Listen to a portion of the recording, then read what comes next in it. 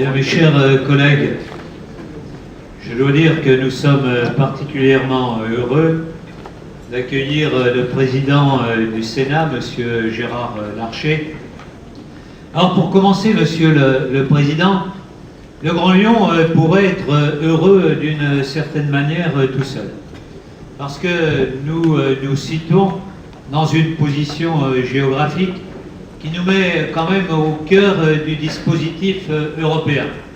Chacune et chacun d'entre vous a entendu parler à la fois de la banane bleue qui réunit les grandes villes sur un arc qui va de Milan jusqu'en Grande-Bretagne et qui concentre, on va dire, les forces les plus dynamiques européennes. Que nous sommes également à l'interférence avec l'arc méditerranéen qui va effectivement des villes italiennes jusqu'à Barcelone. Que lorsque l'on regarde aujourd'hui les distances en TGV par rapport aux autres grandes agglomérations françaises, nous sommes à 1h30 de Marseille, à 2h de Paris, à 3h de Lille, que demain, avec le TGV qui reliera Madrid, Barcelone, nous serons également proches de ces villes, qu'avec le TGV Rhin-Rhône, nous serons proches des grandes villes allemandes et que peut-être un peu plus tard, avec le TGV Lyon-Turin, nous serons également proches de Turin et de Milan. Donc nous pourrions être heureux tout seuls. Avec un territoire de 57 communes, de 1 300 000 habitants, c'est-à-dire une communauté relativement puissante sur le plan démographique, mais également puissance sur le plan économique.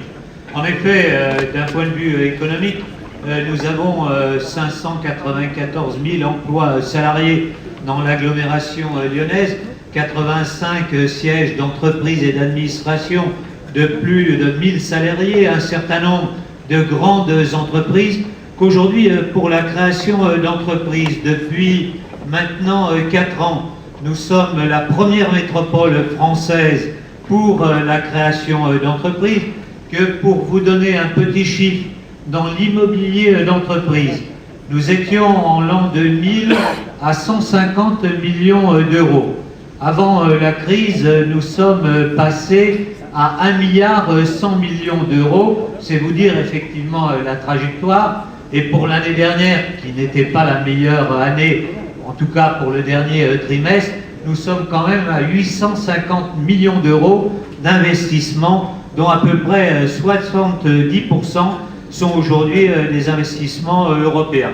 Donc cela montre effectivement le poids de la métropole avec 130 000 étudiants, 10 000 chercheurs, un aéroport de 8 millions de passagers. Donc nous pourrions nous contenter d'être heureux tout seuls. Mais lorsque nous nous comparons aux autres métropoles européennes, nous apercevons que finalement Barcelone, c'est 4 800 000 habitants, 3,9 millions à Milan, 2,5 millions à Manchester, 2,5 millions à Francfort, 2,4 millions à Munich, 2,2 millions à Turin, et que si donc en France, nous sommes une grande agglomération, lorsque nous nous comparons avec les villes avec lesquelles nous sommes en compétition, nous sommes finalement relativement modestes. Aujourd'hui, on sait que quand une grande entreprise internationale a à choisir, par exemple, un lieu d'investissement, elle ne le fait pas parce qu'elle dit « je vais venir en France », elle le fait par rapport à 3, 4 grandes villes européennes, et donc c'est en fonction de la visibilité des services que l'on peut offrir, du potentiel universitaire, que le choix finalement se réalise. En même temps, lorsque nous regardons l'évolution de notre territoire, nous apercevons qu'en l'espace d'une trentaine d'années, les choses ont beaucoup changé. En 1954, on voit bien que finalement le Grand Lyon était réduit sur lui-même, que Saint-Étienne métropole formait une communauté à part, et que ce qui constitue aujourd'hui la communauté d'agglomération des Portes de l'Isère n'étaient finalement des camps pointillés et qui n'avaient pas de véritable existence. Lorsque l'on regarde ce qu'est la carte aujourd'hui, on s'aperçoit effectivement que le Grand Lyon lui-même s'est agrandi, mais que Saint-Étienne Métropole s'est développée et qu'aujourd'hui la communauté d'agglomération des Portes de l'Isère a une véritable existence. C'est pour cela que nous nous disons qu'il faut bouger. Nous nous le disons d'autant plus que, par exemple, les problèmes de transport deviennent aujourd'hui déterminants. Vous avez là une carte de l'évolution des navettes domicile-travail. Et vous voyez donc comment beaucoup de populations concentrent aujourd'hui sur l'agglomération lyonnaise. Et ce qui faisait notre force d'être, je dirais, sur un axe nord-sud, est-ouest, peut devenir pour nous une faiblesse, parce qu'aujourd'hui, pour arriver depuis le Bourgoin jusqu'à Lyon, il faut 1h30 en véhicule particulier. Et donc, si nous ne prenons pas en compte ce type de problème, demain, l'agglomération peut totalement s'emboliser. Vous voyez ce que sont aujourd'hui les déplacements en voiture individuelle, 600 000 voitures et camions qui entrent ou sortent de l'agglomération chaque jour, et donc des problèmes absolument extraordinaires qu'il nous faut prendre en compte, qu'il nous faut résoudre. Pour cela, nous avons déjà commencé, avant toute loi, par la coopération entre nous, à progresser vers la métropolisation de notre agglomération. Tout d'abord, en essayant d'organiser une vision commune du territoire, nous avions un SCOT, le SCOT de Lyon, qui était grosso modo, on va dire, la communauté urbaine un tout petit peu élargie. Et nous avons pensé que cela ne nous permettait pas de régler aucun des problèmes qui étaient les nôtres. Et qu'en matière de développement urbain, en matière de transport, en matière de préservation des espaces agricoles et des espaces naturels, il fallait que nous réfléchissions en commun. Et c'est pour cela que nous avons développé un interscope, si on peut revenir un tout petit peu avant, qui comprend donc 11 scopes et qui s'étend sur ce que pourrait être demain la métropole lyonnaise, donc 2 900 000 habitants, de manière à pouvoir penser le développement de notre territoire. Alors penser le développement de notre territoire, c'est penser non pas simplement l'agglomération lyonnaise, mais c'est penser l'agglomération lyonnaise avec d'autres pôles.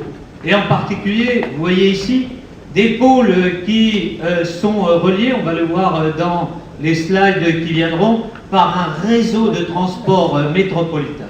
En fait, nous avons articulé la façon dont nous concevons la grande métropole lyonnaise autour de 4 réseaux.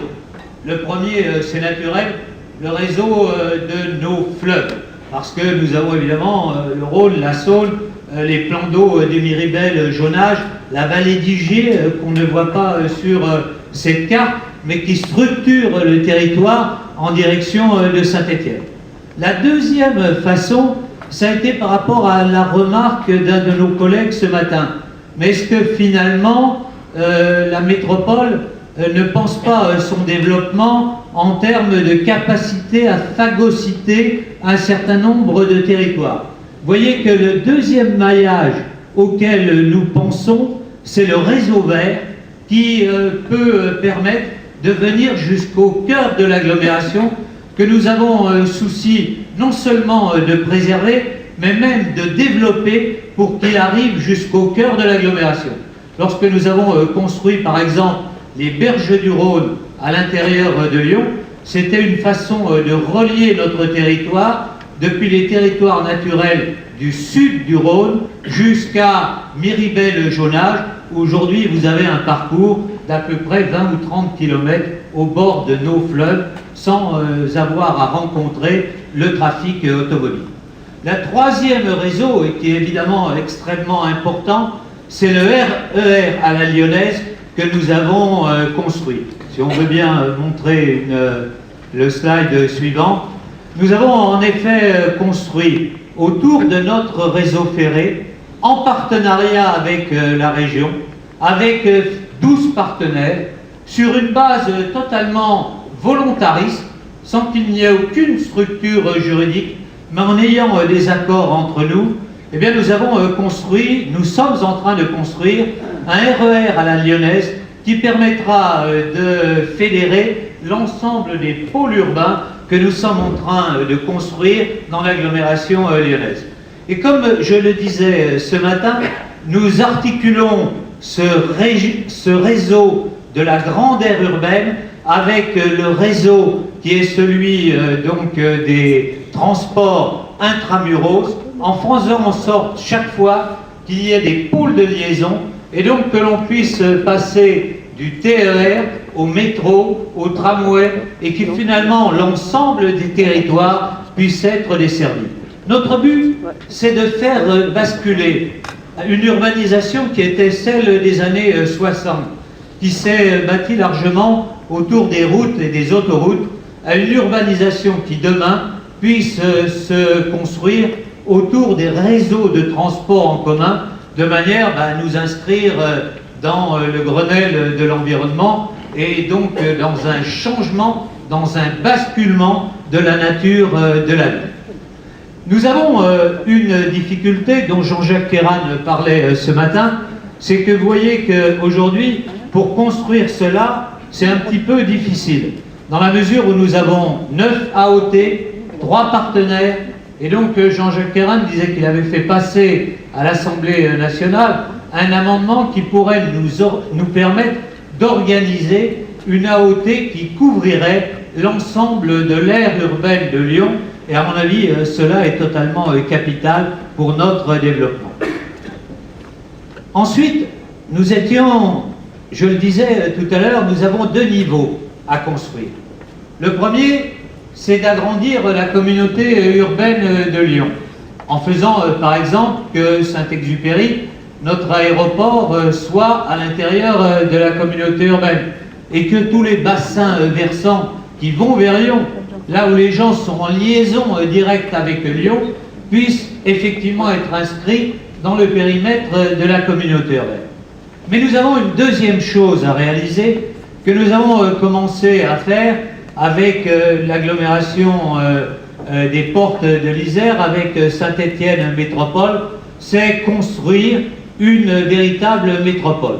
Et nous nous sommes réunis il y a un mois avec le président de la CAPI, avec le président de Saint-Étienne Métropole, pour lancer une dynamique métropolitaine articulée autour de 4 éléments: l'économie, faire en sorte par exemple que les pôles de compétitivité puissent s'articuler sur tous les territoires. Ensuite, dans le domaine des transports dont je viens de parler, dans le problème de l'aménagement du territoire à la grande échelle, et enfin autour de grands événements culturels. Donc ce que nous souhaitons, c'est en fait prendre en compte la réalité de vie de nos habitants, parce que finalement, les frontières institutionnelles, ils s'en moquent un peu.